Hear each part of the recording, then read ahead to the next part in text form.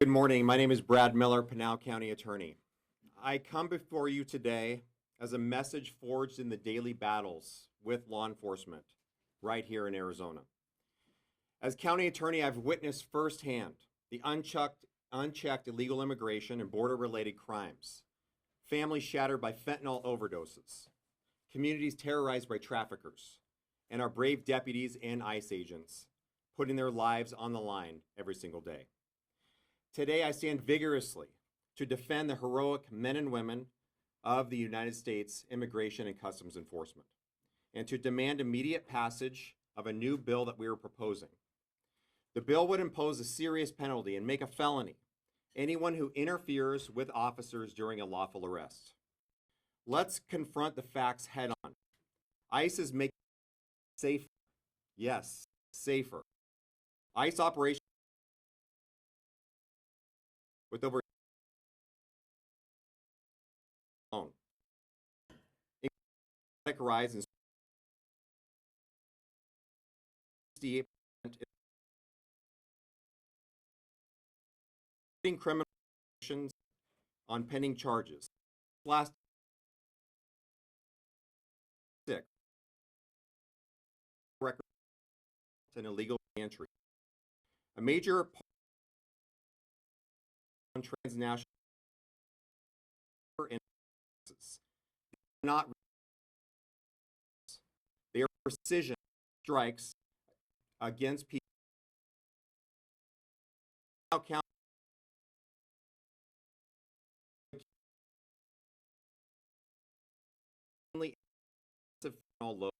tied networks, including a takedown between the Cochise County Sheriff and the Penn Sheriff's Office of a child trafficker. In 2025, Arizona saw staggering seizures statewide, including hundreds of thousands of fentanyl pills in a single operation, many involving Pinal County partnerships with federal agencies. These poisons are flooding our streets, claiming lives daily through overdoses that outpace other crises in our communities. Human trafficking rings treat people like cargo. Preying on the vulnerable, ICE agents' targeted actions directly disrupt these networks, prioritizing public safety. Without ICE, cartels would overwhelm our local resources even further, and more Arizona families would suffer. But ICE agents face escalating dangers for doing their jobs. Assault on federal officers have skyrocketed in Arizona. We've seen this firsthand. On December 5th, 2025, during a major Tucson operation, over 100 agitators descended, locking gates, trapping agents, assaulting officers, slashing tires, including injuring 2 HSI agents on their special response team, one with a bicep rupture and one with a knee injury. 2 U.S. citizens were arrested for assaulting these officers. This was not a peaceful assembly. It was a reckless obstruction that endangers the lives of these officers and the public. Mobs surround officers, block paths, escalate, allowing dangerous felons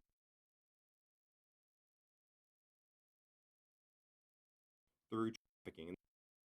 Essential now. This bill draws a constitutional line.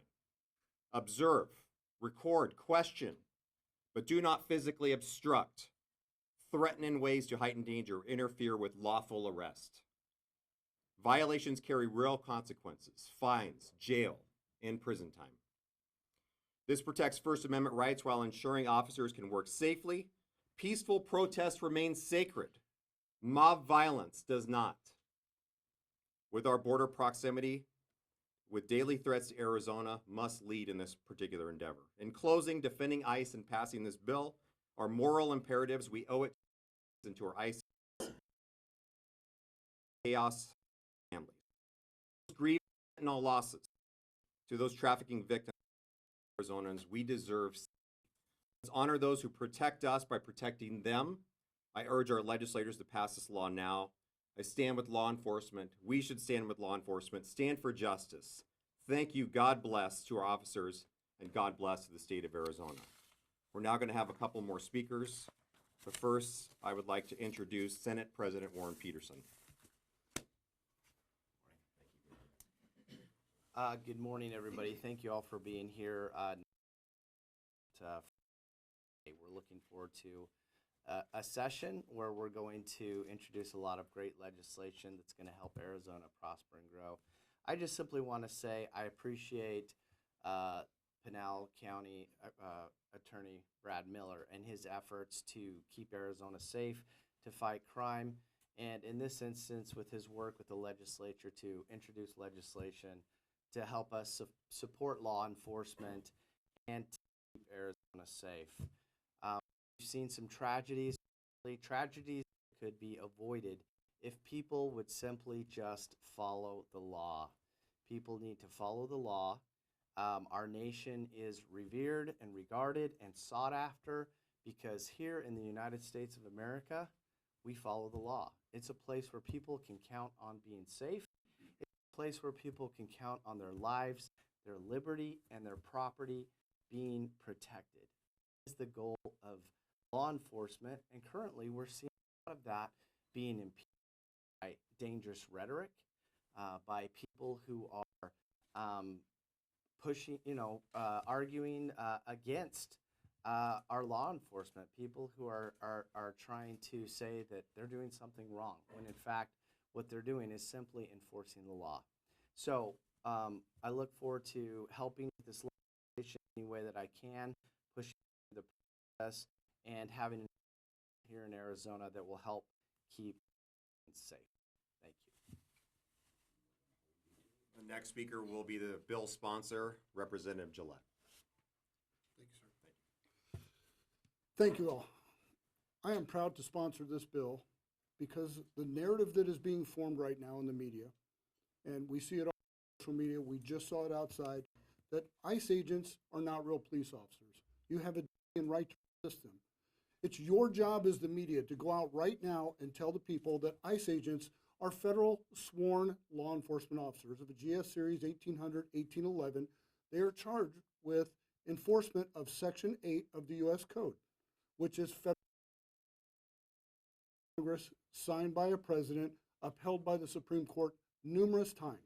This is federal law that they are enforcing. 80 million people voted to enforce the laws that are on the books. That is what they're doing. You do not have the right to interfere. You do not have the right to threaten. These tragedies could be avoided. They're avoidable. An ICE detainer allows an ICE official to pick up someone that has already been arrested. And as Attorney Miller said, the worst of the worst is who they're going for. Child rapist. If you look at the history of the arrests the last week in Minnesota, 7 child rapists taken off the street. It's not about black, it's not about brown, it's not about any other demographic. It's about the rule of law to people that came into this country unlawfully. We have laws on the books that need to be enforced. ICE is charged with that, the same as they were under Biden, the same as Obama and the presidents before them. This is no different than anything that has happened in the past. And your job as the media is to let people know ICE are sworn law enforcement officers, and you shall not resist. Follow the law, comply, don't die. Thank you. Thank you. And our final speaker is Representative Alex Colladin before we go to questions. Good morning.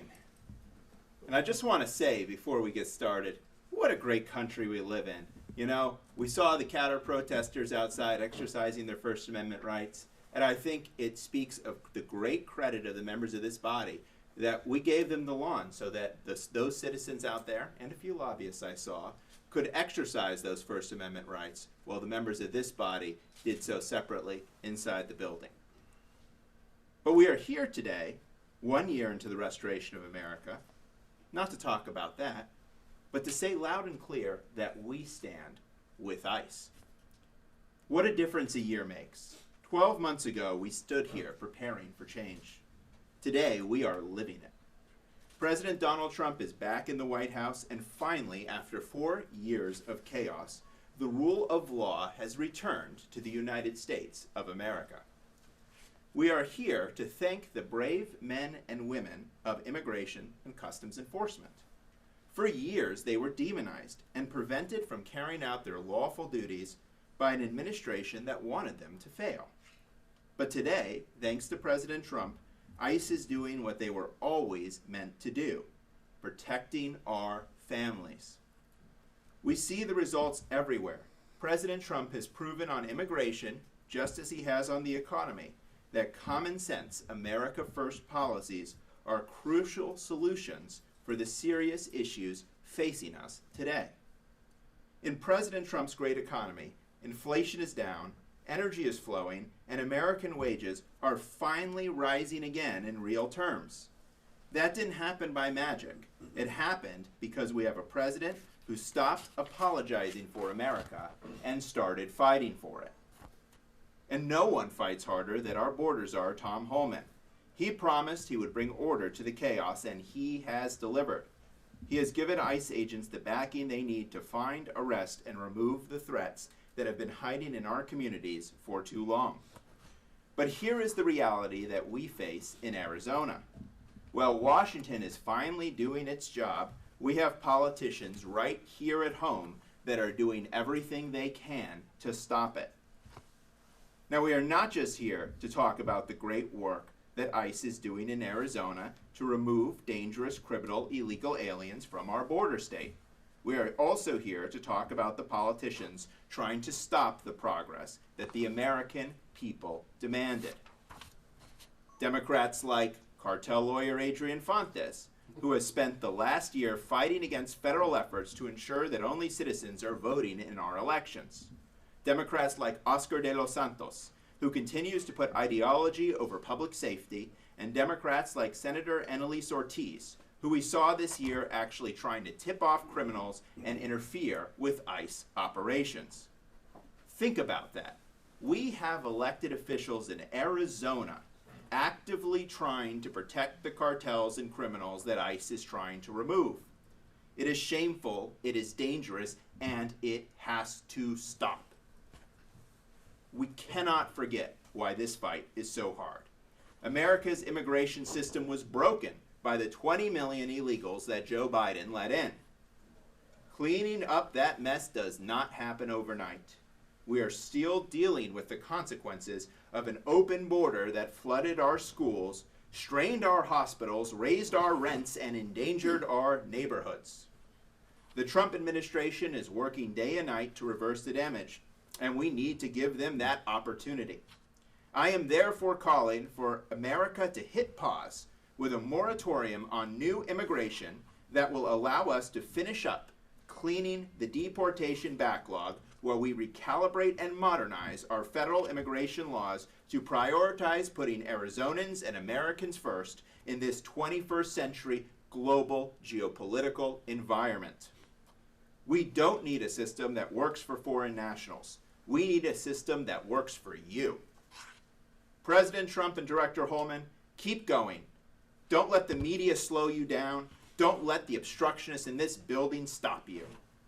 Arizona stands with the rule of law, we stand with President Trump, and we proudly stand with ICE. Thank you, Representative Paladin. We're going to ask if you have any questions, but first, we need to talk about the importance of ICE. Why is ICE absolutely necessary to come into this particular state? When you look at these transnational organizations and cartels, we need to have a force and the authorities and the funding in order to fight these. Our local law enforcement are not necessarily equipped to handle them, which is why ICE is so absolutely essential to come into our communities and start cleaning them up, because it's a force-on-force issue. With that, I ask for any questions. One of the comments authorities of Pinal County gathered last week to check the legality of your office, the agreement with ICE. What are your comments on that meeting? I wasn't at that meeting, so I can't answer that question. But I will say is that as the top law enforcement officer in Pinal County, it certainly is my obligation, and I believe my duty, and my constituents demanded that we try to keep our communities safe. And so by asking for resources with our federal government, I think that is part of that, and we will continue to seek those resources so we can keep our communities safe. Other questions? The government's own statistics say that more than 70% of those detained by ICE have no criminal record. So how does that comport with the fact that you're saying that what ICE does is targeted and they're trying to remove the worst of the worst? Well, that's not correct. It A is. violation, no, it You want is me to not. show it to you? A violation of Title VIII, is a criminal law. It's a violation of law. A You first use it- offense, hang on, let me finish. The Okay. first offense is a misdemeanor, If you just like a cross- DUI, if you cross just the like an border. assault, just like various other misdemeanors that we have, and we enforce those. And in fact, you can look at the law. You know, one of the very popular YouTube programs out of Pinal County is Fridays with Frank. And I discussed this on his show, is that if a person violates a traffic law and doesn't comply with a lawful order, they can be arrested, even for a traffic violation. But this is a federal immigration-related issue. Is that It's a why- misdemeanor, and yes, it's a violation of law, and that person can be jailed. Is that why they're Okay, being next detained? question. Or We're are gonna you move to the saying next that's why question. they're- Thank you, Shut sir. up. Thank you, Next sir. We'll question. move to the next question. Thank you. Shut up, Borowski. Next. Hi, wanted to follow up on the county commission. Do they have a say in this? And also, should we expect to see more ICE activity in Pinal County? Yes, I can't tell you specifically about specific operations or what we've discussed because those are law enforcement sensitive. But yes, we will expect more ICE operations. And the reason why is because it's absolutely necessary. We have traffickers, we have drug traffickers, we have human traffickers all throughout the county and all throughout the state of Arizona. These issues need to be cleaned up, and we're happy to have ICE in our communities. Yes. How do you guarantee that no U.S. citizens are going to be detained during your targeted operations? Because as you know, here at a local Home Depot, a U.S. citizen was detained for about 6 minutes, even though he had said he was born in the United States and he wasn't released until he actually showed him an ID. So how can you guarantee that's not going to be happening in Pinal County? Well, the way we look at things is our law enforcement officers work on the best information possible. Sometimes that information isn't always perfect. But I will say if a person happens to be in a vehicle during even a traffic stop and the driver violates that traffic ordinance, then a person will be, in your words, detained for temporarily. But those situations do find themselves and they do get worked out. And so we don't expect much of that to occur. Any other questions specifically about the bill? Well, you've talked about the rule of law. Is ICE, does ICE have to follow the rule of law? ICE does, It yes. does, always, 100%? They do. Questions on the bill, or let's wrap it up? Anything on the bill? Yes. Can you go into more detail? Because you said it's still going to protect First Amendment rights. So It is. how exactly is the bill going to work? Like, will a person still be able to go and report an ICE operation? Or can you Yeah, go into detail? we'll get you a copy of the bill, but specifically the bill, what we're doing is we're modifying 132402, which is our obstruction statute, and we're adding in a single line that says that obstruction includes a violation of, or intimidation or threats when a police officer is making a lawful arrest. It must be a lawful arrest, What is it which like? goes to your point. What, like, can you go into detail? Threats and intimidation, it's the same exact definitions as under Title 13, the same exact definitions we've been using for decades, yes. If those protesters outside were doing that next to law enforcement, would they have been subject to what you're proposing? I don't believe so, no. Not unless they actually interfere. I mean, What maybe the issue, your news conference. no, what the issue is this, is we're seeing this all over, and I think I mentioned it during my initial speech. We're seeing people actually interfere, blocking roads. We're seeing people jump into the fray with these police officers, or actually threatening during those particular arrests. Those are the issues that we're dealing with. And what it is not only just to protect the police officers, but it's also to protect the people around them, to ensure that they can properly exercise their First Amendment rights. What we saw outside is totally acceptable First Amendment activity, and we protect that and we appreciate that. We're glad people have passion and want to voice their opinions on these matters. Yes, or something else. You answered the question, but again, just talk about having to move your press conference from the lawn into Yep. the building. That was mostly just so the cameras can hear, but we appreciate people. We appreciate their passion. We appreciate their passion about these issues. And this is why we have this building here and the building across the way. So we can deliberate about these issues, think about these issues, talk about them, go into committee and talk about all the pros and cons about a bill. But I believe with this bill, it's something simple and it's something there to not only protect police officers, but to protect the general public. What else? Last question. Have you spoken to the governor about what she No. might, okay. All right, I think that's it. Thank you all.